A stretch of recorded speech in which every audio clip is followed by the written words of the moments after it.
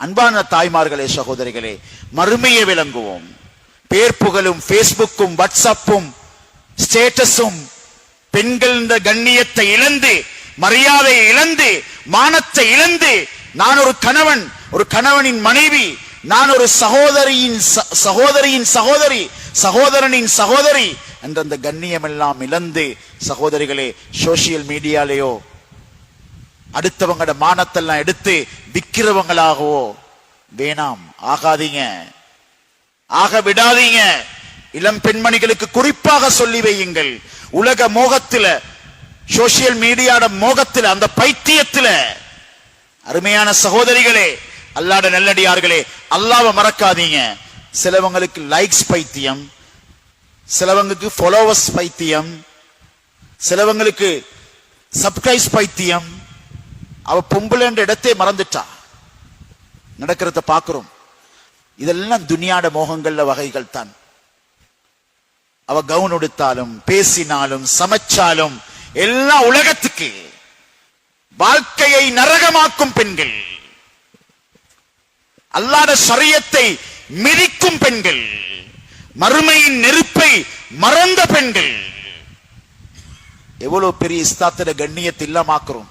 முஸ்லிம் பேரை வச்சுக்கொண்டு, ஹிஜாபை வச்சுக்கொண்டு, இதெல்லாம் ஒரு விதமான மோகங்கள்.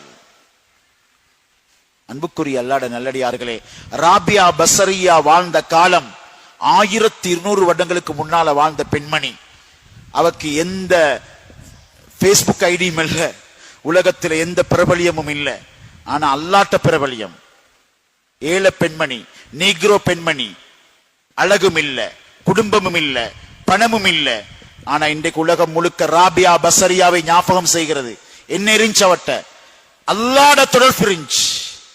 இஷா தொழுதுட்டு குளித்துக் கொள்வா, கணவனிடம் கேட்பா, எனக்கு உங்களின் பக்கம், உங்களுக்கு என்னின் பக்கம் ஏதாவது தேவை இருக்கிறதா? இல்லை என்று சொன்னால் கணவனை தன்னுடைய ஆசையால், தன் சந்தோஷத்தால், அழகால் சந்தோஷப்படுத்துவது அந்த ஈமானிய பெண்களின் குணமாக இருந்துச்சு. இது மார்க்கம், இதுக்கு நன்மை. ஒரு பெண்மணி, தீனுடைய பெண்மணி, நடிகைகளை பார்த்து வாழ்ற பெண்மணி அல்ல, ஷரியத்தை பார்த்து வாழ்ற பெண்மணி, ஃபாத்திமாவுடைய சம்பவத்தை வாசிக்கிற பெண்மணி, ஹயாத்து சஹாபாவை வீட்டுக்குள்ள வாசிக்கிற பெண்மணி. கணவனோட ஏதாவது வாய்த்தக்கம் வந்துட்டு என்ன செய்யறது? இரவுல தூங்குற நேரத்துல அல்லது ஓய்வா இருக்கிற நேரத்துல கணவன் கையை பிடிப்பா. நான் ஒரு நாளும் தூங்க மாட்டேன், எனக்கு தூக்கம் இன்பமாகாது உங்களோட கோபத்தோட தூங்குறது, நீங்க என்ன மன்னிச்சு கொள்கிறீங்களான்னு கெஞ்சுவா. ஹதீஸ்ல வருகிறது. இப்படியான பெண்ணுக்கு காலை விடியல் வருவதற்கும் மலக்குமார்களுடைய துஆ கிடைக்குது. சினிமா என்ன சொல்லி தருகிறது? தொடர் நாடகங்கள் என்ன சொல்லி தருது? கணவன் எப்படி குற்ற, மாப்பிள்ளைக்கும் வெக்கம் இல்லாம தலைவேலை செய்யாம இதைத்தான் கொண்டு கொடுத்துக்கிறாரு. நீ பாரு, விடாம பாரு. எந்த அளவுக்கு மோகம் வந்துட்டுண்டா, ஹஜ்ஜில 60 வயது தாண்டிய வயோதிப தாய் கோலம் எடுக்கணும் பேரப்பிள்ளைக்கு. என்ன கோல்? தொடர் நாடகம் எப்படி முடிஞ்சிச்சு? தொடர் நாடகம் எப்படி முடிஞ்சிச்சு? கபருக்கு போய்கிற தாய்.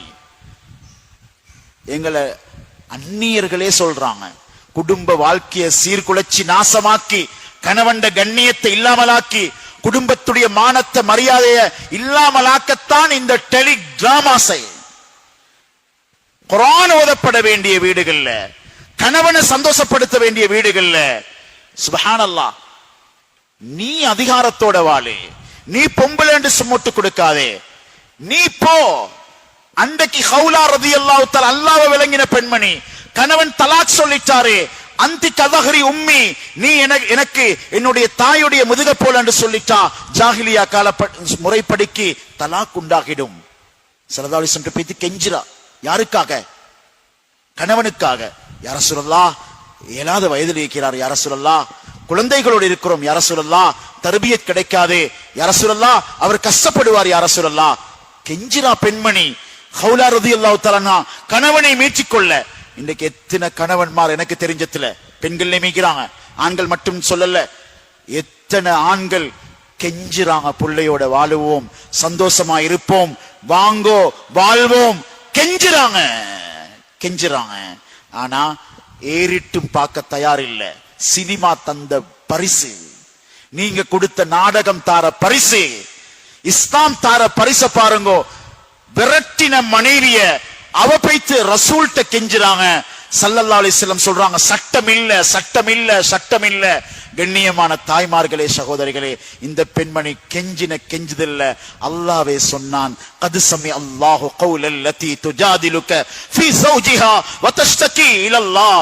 அல்லாஹ் அந்த உரையாடலை கேட்டான். அந்த பெண்மணியுடைய சட்டத்தை அந்த பெண்ணை வச்சு மாத்துறான். அந்த கணவனுக்கு மீட்டிக்கொள்ள சொல்லுங்க, 60 பேருக்கு சாப்பாடு கொடுக்க சொல்லுங்க. கொஞ்சம் சொன்னாங்க, கணவன்கிட்ட சொல்லுங்க, 60 பேருக்கு குற்றப்பரிகாரமாக இந்த வார்த்தைக்கு கொடுக்க சொல்லுங்க. பார்த்தா சொல்றாங்க, என்னட்ட ஒன்றுமே இல்ல யா ரசூலல்லாஹ். கணவன் சொல்றாரு, கொஞ்ச நேரத்துல கொஞ்சம் ஒரு 60 பேருக்கு பங்குடுறதுக்கு ஒரு 60 கிலோ ஈச்சப்பழம் வந்துச்சு.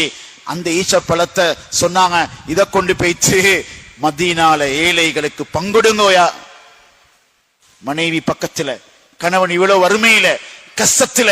சுப்ஹானல்லாஹ். கண்ணியமானவர்களே, அல்லாஹ்வுடைய நல்லடியார்களே, கணவன் சொல்றாரு, என்னை விட மதீனால வேறு யாருதான் வறுமையில் இருக்கிறது யா ரசூலல்லாஹ், எனக்குத்தான் ஒன்றுமே இல்லை. ஸல்லல்லாஹு அலைஹி வஸல்லம் சிரிச்சு கொண்டே சொன்னாங்க, நீங்களே எடுத்துக்கொண்டு போங்கோடு சொன்னாங்க. தலாக்கின் சொல்லி மனைவியும் கிடைச்சி குற்றப்பரிகாரமா இருந்த 60 கிலோ ஈச்சப்பழமும் வீட்டுக்கே வருகிறது. இதுதான் நான் சொன்னேன், இஸ்லாம் அக்மல் நிரப்பமானது, அஜ்மல் அழகானது, அஸ்கல் லேசானது. இதைத்தான் தாய்மார்களை விட்டிருக்கிறோம் நாங்க. இந்த இஸ்லாத்துடைய வாழ்க்கை இல்லாமத்தான் எங்கட வாழ்க்கை உண்மையிலே சின்ன பின்னமா போகுது. கண்ணியமானவர்களே, ஒரு மகன் வெளிநாட்டுக்கு போறாரு, போக்குள்ள 50,000 சல்லி கொடுத்துட்டு போறான். தாய், வயோதிப தாய். அந்த கணவன், அந்த ஆண் மகன் போனதுக்கு பின்னால பெண்மணி வயோதிப தாய் பார்க்கிறா, ஒவ்வொரு மாதமும் ஒரு கடிதம் வருகிறது, ஒரு தாள் துண்டு வருகிறது. சல்லி கிடைக்கிற மாதிரி இல்ல, மஸ்ஜிதோரமா போய்த்து பிச்செடுக்கிறா. ஒரு நாள் ஒரு கேட்டாரு, உங்களோட மகன் எங்க, சல்லி அனுப்புறது இல்லையா? வெளிநாட்டுல ஒருக்க சல்லி தந்துட்டு போனாரு, அவ்வளவு தான், அதுக்கு பின்னால சம்பந்தமே இல்ல. கடிதம் மட்டும் அனுப்புவாரு, பணம் அனுப்ப மாட்டாரு. சுப்ஹானல்லாஹ். ஒரு தாழ் துண்டு அனுப்புவாரு, அத மகண்ட மஹப்பத்துல அப்படியே சுவர்ல நான் அப்படியே குத்தி வச்சுக்கிறேன். மகன் வந்தோடனே அதை எடுத்து கொடுக்கறதுக்கு கடிதங்களை இந்த புத்திசாலியான நபர் போய் அந்த தாழ் துண்டுகள் எடுத்து பார்க்கிறாரு. எல்லாமே செக் அனுப்பிக்குது, 50,000 1 லட்சத்துல செக் அனுப்பிக்குது. உம்மா நினைச்சா தாழ் துண்டு என்று சொல்லி. சகோதரிகளே, தாய்மார்களே, இது மாதிரிதான் குர்ஆன் என்ற வாழ்க்கை, ஆர்ட் ஆஃப் லைஃப், வாழும் ஒழுங்க தீன் இஸ்லாம்ன்றத நாங்க சுருட்டி வச்சிட்டு குர்ஆனை ரமதான்ல மட்டும் தொடுகிறோம், தூசி தட்டுறோம், சினிமாவை வச்சு வாழ போறோம், பிச்சை எடுத்து கொண்டிருக்கிறோம் வாழ்க்கைய. சகோதரிகளே, உலகமே கலங்கி நிற்கும் உண்மையான இஸ்லாமிய பெண்மணியாக வாழ்ந்து பாருங்கள், ராபியா பசரியாவாக வாழ்ந்து பாருங்கள், கணவனை சந்தோஷப்படுத்தி பாருங்கள். அல்லாஹ்வுடைய அருளும் ரஹ்மத்தும் இறங்கும். துன்யா தாரியாவாக கணவன்ட்ட பணத்தை வச்சு அளக்கிற பொம்பளையாக ஆகிடாதீங்க. பணம் தந்தா சந்தோஷம், வீட்டை கட்டி தந்தா சந்தோஷம் அல்ல. கண்ணியமான சகோதரிகளே, தீன தந்தா சந்தோஷப்படுங்கோ. ஒன்றும் இல்லைன்ற பஞ்சம் பாடும் பெண்களை இப்ராஹிம் அலைஹிஸ்ஸலாம் விரும்பல்ல, தன்னுடைய மகனோட வாழ வைக்க கூட விடல. ராபியா பசரியா முழுக்க இபாதத்தில் இருந்தாங்க. சகோதரிகளே, அன்றைக்கு வளர்த்த பிள்ளைகள் கூட உம்மக்கு தெரியாம லாம்ப பத்த வச்சுக்கொண்டு குர்ஆன் ஓதிக்கொண்டிருப்பாங்க. தாய் வந்தா அவசரமா ஒரு சட்டி எடுத்து மூடி வச்சிடுவாங்க. விளக்க உம்மா கோவப்படுவா, இரவெல்லாம் முழிச்சு குர்ஆன் ஓதுறேன்னு. சுப்ஹானல்லாஹ். இன்றைக்கு போனை பார்த்து கொண்டிருக்கிற மகள், பாப்பா வந்தா தலையணைக்கு கீழே, உம்மா வந்தா தலையணைக்கு கீழே. இது யார்த்திருந்து படிச்ச படிப்பு? நாங்க போனோட பிள்ளையும் போனோட, நாங்க குர்ஆனோட பிள்ளையும் குர்ஆனோட. கண்ணியமான அல்லாஹ்வுடைய நல்லடியார்களே, சகோதரிகளே, தாய்மார்களே, இரவு முழுக்க அமல் செஞ்சு மறுமையிட சிந்தனையோட வாழ்ந்தா. ஹசன் பஸ்ர் ரஹ்மத்துல்லாஹி கல்யாணம் பேசி வராங்க. ராபியா பஸ்ரியாவுக்கு கேட்டாங்க, 4 கேள்விக்கு பதில் சொல்லுங்க, திருமணத்துக்கு சம்பந்தமாகிறேன். முதலாவது கேட்டாங்க, ஏண்ட பட்டோல வலது கையில கிடைக்குமா இடது கையில கிடைக்குமா? வலது கையில காப்பு, இடது கையில மோதிரம்.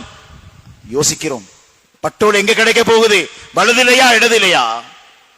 தெரியாது. அப்ப நான் எப்படி சந்தோஷமாயிப்பேன்? சொர்க்கமா நரகமா தெரியாது. சிராத்தல் முஸ்தகீம் பாலத்தை கடப்பேனா விழுவேனா தெரியாது. சுப்ஹானல்லாஹ். மீசான்ல தட்டு நன்மையில கணமாகுமா பாவத்துல கணமாகுமா தெரியாது. பொம்பளையோட ஏக்கம், ராபியா பஸ்ரியாவுடைய ஏக்கம். சுப்ஹானல்லாஹ். நஃபீஸா அல் மிஸ்ரியா ரஹ்மத்துல்லாஹி அலைஹா அஹ்ல பைத்தை சேர்ந்த முக்கியமான சிறந்த பெண்மணி. சகோதரிகளே, மௌத்தா போயிட்டாங்க மிஸ்ர்ல. எல்லாரும் சொன்னாங்க மதீனாவுக்கு மையத்தை கொண்டு போகணும். வேலைக்காரி பொம்பளை அழுது கொண்டு சொன்னா, அவ எங்க அடக்கப்படணும்னு அவவே முடிவெடுத்துட்டா. என்ன சொல்றீங்க? சொன்னாங்க, எனது எஜமாட்டி ஸல்லல்லாஹு அலைஹி வஸல்லம் பரம்பரையை சேர்ந்த அந்த நஃபீஸா அல் மிஸ்ரியா உலகத்தை விளங்கி மறுமையை தயாரிச்ச விதத்தை பாருங்க. சொன்னாங்க, என்னுடைய அந்த எஜமாட்டி பெண்மணி அவட சொந்த கபர அவட கட்டிலுக்கு கீழால தோண்டி வச்சிருக்கிறார். கபர தொண்டமா தோண்டி அந்த கபருக்குள் இருந்துதான் இரவெல்லாம் அமல் செஞ்சுகிறான். மறுமையோட யோசனை வாரத்துக்கு, மறுமையோட சிந்தனை வாரத்துக்கு ஆயிரக்கணக்கான ஜுசுக்கள், ஆயிரக்கணக்கான ரக்காத்துகள் அவ வெட்டின கபருக்குள் இருந்தே மறுமையை நோக்கி தயாராக இருக்கிறார். சகோதரிகளே, பழைய கஃபனோடு தான் ராபியா பஸ்ரியாவுடைய மையத்து வைக்கப்பட்டுச்சு. சுப்ஹானல்லாஹ். ஆச்சரியமான பெண்மணிகள் வாழ்ந்திருக்கிறார்கள், ஆச்சரியமான ஆண்கள் வாழ்ந்திருக்கிறார்கள். உலகத்தில் ஆட்டிப்படாம மறுமையின் பக்கம் விரைந்திருக்கிறார்கள். எனவே வல்லவன் அல்லாஹ் தெளிவோட தக்வாவோட தீனோட உண்மையான முத்தகீங்களாக வாழும் வாழ்க்கையை நம் அனைவருக்கும் நசீபாக்குவானாக. எங்களோட பாவங்களை மன்னிச்சு அருள் புரிந்து விடுவாயாக. ரஹ்மான், எங்களை கபூல் செய்வாயாக. எங்களோட சகோதர சகோதரிகளை கபூல் செய்வாயாக. ஒவ்வொரு குடும்பத்தையும் கபூல் செய்வாயாக. தீன வரவேற்று தீனோட வாழ்ந்த நல்ல குடும்பங்களாக, சாலிஹான குடும்பங்களாக எங்களை ஒவ்வொருத்தரையும் ஆக்கி வைப்பாயாக. தாய்மார்களுடைய வாழ்க்கையில பரக்கத் செய்வாயாக. 360 நாளும் விடுமுறை இல்லாமல் வேலை செய்யும் இயந்திரங்களை போன்று வேலை செய்கிறார்கள். யா அல்லாஹ், அவனோட வேலைகளை ஹிதுமத்துகளை பொருந்திக் கொள்வாயாக. தீனோட வாழக்கூடிய கண்குளிர்ச்சியான குடும்ப வாழ்க்கையை நாங்கள் எல்லோருக்கும் நசீபாக்குவானாக. யா அல்லாஹ், ஒன்ன மறந்து துனியாட மோகத்துல மாட்டி சக்கராத்ல ஏமாந்து போற கூட்டத்தில் எங்களை ஆக்கிடாதே. ஒன்ன நினைச்சு துனியாவை கையாண்டு மறுமையில வெற்றி பெற கூட்டத்தில் எங்களை ஆக்கிடுவாயாக. வ ஆகிரு தஅவானா அல்ஹம்துலில்லாஹி ரப்பில் ஆலமீன்.